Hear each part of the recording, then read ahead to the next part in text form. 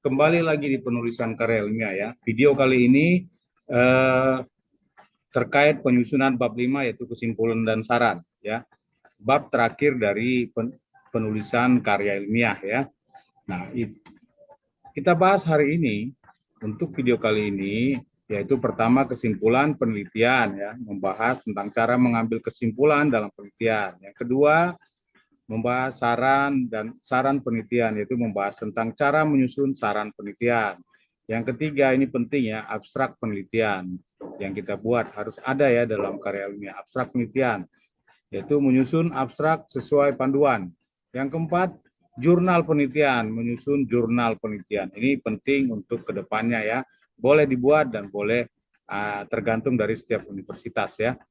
Nah, bab 5 ini penelitian penutup ya, kesimpulan dan saran ya. Kesimpulan.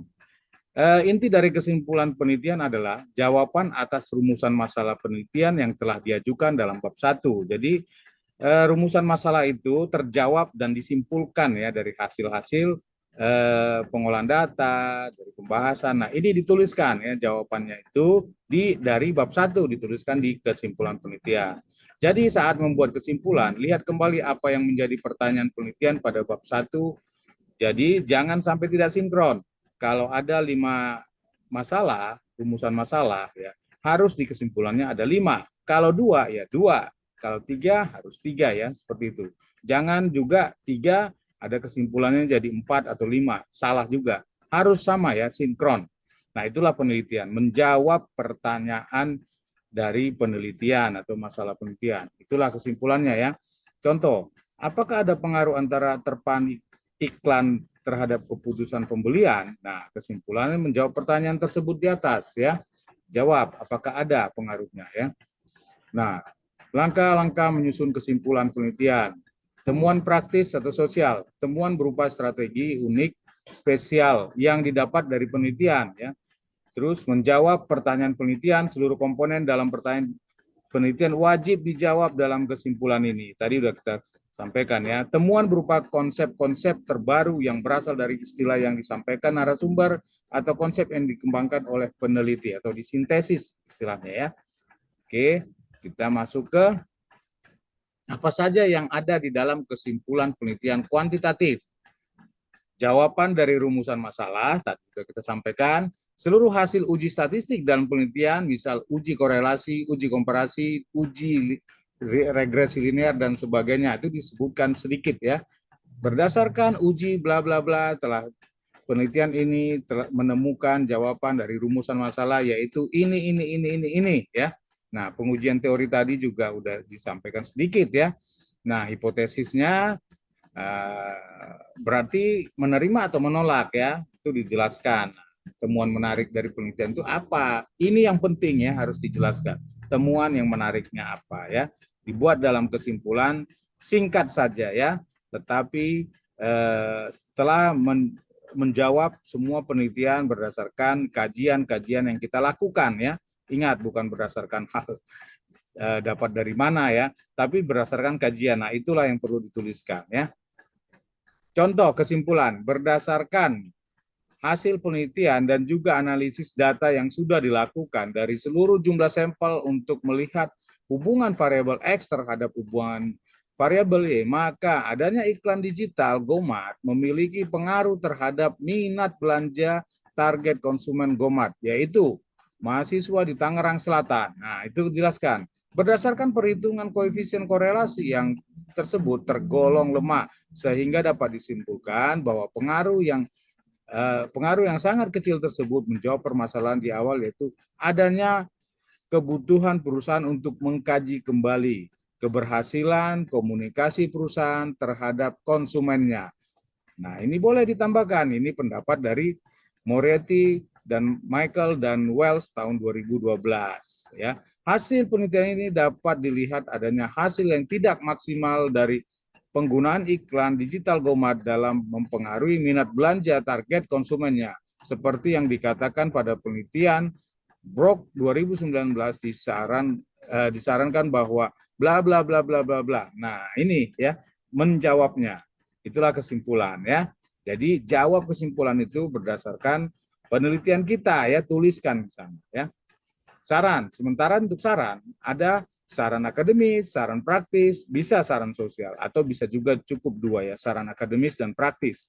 Kalau memang itu ada hubungan ke sosial, tulis saran sosial ya, selaras dengan signifikansi penelitian pada bab 1. Nah, kalau di bab 1 itu hanya dua, saran akademis dan saran praktis, tujuannya ya sudah dua ini. Kalau tiga ya tiga ya. Ingat itu harus selaras ya, harus sama, sinkron. Nah, contoh saran, masukan untuk industri dan instansi pemerintah ya. Hasil penelitian ini menjadi masukan bagi perusahaan GoMart dan juga startup lainnya yang sejenis, banyak faktor-faktor juga bla bla bla bla bla bla. Nah, ini disarankan ya. Sarannya yang harus spesifik, jelas dan konkret ya. Nah, baru saran kedua itu saran berupa konsep ya. Nah, penulisan selanjutnya, peneliti selanjutnya dapat dilakukan dengan ya mengkaji kembali variabel X dan yang lainnya atau menambahkan variabel lainnya ya. Boleh kalau ada pendapat sebelumnya ya. Nah, itu perlu dituliskan. Nah, ini berarti kita sudah memberikan saran secara akademis bahwa variabel ini masih perlu ditambahkan faktor-faktor yang mempengaruhinya ya. Nah, itu saran akademis. Nah, jadi dua ya. Dua yang paling penting. Nah, kalau saran sosial mungkin dia tulis ya kalau memang ada, tapi jarang ya. Kalau ada silakan ditulis. Nah, menyusun jurnal. Nah, ini sudah menyusun jurnalnya ya. Pendahuluan, kajian pustaka, metode penelitian, hasil penelitian dan pembahasan dan kesimpulan. Sama ya, seperti kita menyusun karya ilmiah tapi lebih sederhana, tidak perlu tebal-tebal ya. Mungkin 5 lembar apa sampai 10 ya. Yaitu pendahuluan, ringkasan singkat mengenai latar belakang dan inti masalah penelitian. Kemudian kajian pustaka, kerangka berpikirnya saja ya, kerangka berpikir, penelitian, dan uraikan secara singkat konsep teori utama. Metodenya, ringkasan singkat metode penelitian dan alasan pemilihan metode tersebut. Singkat ya. Kemudian hasil penelitian dan pembahasan ya, tuliskan atau kesimpulan dulu, poin-poin utama kesimpulan yang menjawab pertanyaan penelitian. Baru hasil penelitian dan pembahasan, ringkasan utama, hasil dan pembahasan. Tergantung jurnal, format jurnal ya. Nah, abstrak penelitian. Abstrak merupakan intisari penulisan yang memuat latar belakang sedikit ya. Permasalahannya langsung pada tujuan permasalahannya, topik permasalahannya, kemudian tujuan, metode penelitian, hasil penelitian dan kesimpulan yang diperoleh. Abstrak ini bertujuan agar pembaca dengan cepat dan mudah melihat isi tulisan dan memutuskan apakah perlu membaca lebih lanjut atau tidak. Jadi harus terus menarik ya. Cukup dengan singkat ya, latar belakangnya singkat, permasalahannya singkat, tujuan, metode penelitiannya juga tuliskan singkat, hasil penelitian dan kesimpulan yang diperoleh ya. Ingat, jangan terlalu melebar dan panjang-panjang. Itulah abstrak ya. Paling kira-kira 250 sampai 300 kata ya. Nah, penyusunan abstrak ini pertama itu kita lihat bahasa yang digunakan. Abstrak dibuat dalam bahasa Indonesia dan bahasa Inggris. Jumlah kata ya 200 sampai 300 tergantung masing-masing universitas ya. Jumlah pustaka literasi yang digunakan serta rentang tahun penerbit pustaka ya sebaiknya 5 tahun terakhir ya sebaiknya. Isi abstrak terdiri dari poin utama intisari bab 1, 3, 4 dan 5 ya. Kunci. Jadi bab 2-nya tidak ada ya di abstrak. Kata kunci di akhir dari abstrak dicantumkan kata-kata kunci yang memiliki keterkaitan dengan topik skripsi minimal 3 atau 5 kata kunci sama dengan tesis dan disertasi. Nah, ini contohnya ya, singkat, padat ya, ada di sini dijelaskan latar belakangnya, dijelaskan juga di situ permasalahannya, dijelaskan metode penelitiannya, dijelaskan juga hasil dan pembahasan, dijelaskan kesimpulan, dan dijelaskan juga yang tadi terakhir adalah hasil penelitian dan pembahasan. Ya, nah ini dituliskan sedikit. Nah baru ada kata kunci. Ya, kata kuncinya apa? Ya, bisa rata-rata biasanya 3 sampai 5 kata penting.